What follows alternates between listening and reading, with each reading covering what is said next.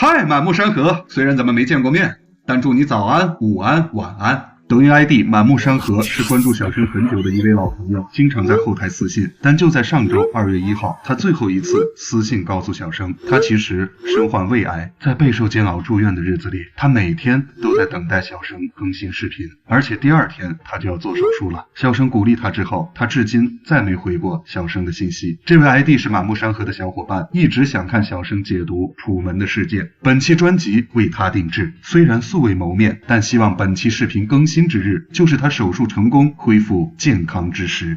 1998年，由美国最伟大的喜剧演员之一金凯瑞主演的这部《楚门的世界》，小生认为，虽然金凯瑞全程高光，但本片与喜剧无关，当年是一部硬科幻、软恐怖电影。放在当今每个人都恨不得把摄像头装满房间，邀请大家来参观的时代下，《楚门的世界》简直又成了教学片。有人说，这档电影中叫做《楚门秀》的全球真人秀直播节目是对当下综艺娱乐形式的神预测。也有人说，我们现在的每一个人其实都是楚门，生活在被规划好的圈子里，渴望自由。但恕小生直言，如果说是预测，那预测也太胆小了。在这个全民5G 直播的热潮中，当年的《楚门秀》着实有点不够看，而自从楚门在电影结尾走向通往真实世界的小黑门，就再也没有楚门了。我们不是楚门，我们不过是《楚门秀》中的群众演员以及电影幕后的片场工作人员而已。有人肯定不服气啊，别着急，先看一下电影中楚门秀的设定。1998年，这样的设定确实想象力够前卫。这是一档在全球24小时不间断直播30年的大型真人秀节目。楚门是第一个正式被机构合法领养的孩子，他出生和成长30年的桃源岛，实际是建造在好莱坞边上的一个巨大摄影棚，大到可以媲美一个小国家。全世界只有一个人不知道这档真人秀节目，那就是楚门自己。城镇、大海，甚至月亮和太阳都是高科技道具。楚门身边的亲人、邻居、同事，整个城市的人都是节目组的群演。30年来，每天有5000多个摄像头在直播着关于他的一切，当然稍微有点隐私。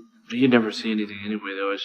You don't see anything. 这一点隐私是个伏笔，会掀起很大波澜，我们最后再说。更啼笑皆非的是，他不知道自己哪一个动作、哪一个镜头会被强行植入到广告中，为节目创收。全片的主线情节就是围绕楚门一点点发现，然后一步步逃离这个监视了他30年的桃源岛，并与导演克里斯托弗斗智斗勇的故事。好了，至此小生请问各位，特别是觉得自己像楚门一样生活在被别人规划好的人生中毫无自由的各位，有谁能保证你连生命中的意外和创伤都按剧本写好，绝对不会有生命危险呢？有谁能保证在你情绪波动的时候肯定会出现一个人来安抚你呢？有谁能保证自己这一辈子只要听话就一定有一个完美结局，得一个善终呢？我们大多数人都在扮演着不同的身份，儿女、父母、丈夫、妻子、领导、下属、服务者、客户等等。我们大多数人也都会有各种被交代的任务，不得不去完成。所以请问各位，还觉得自己像楚门吗？是更像群演和节目组工作人员才对吧？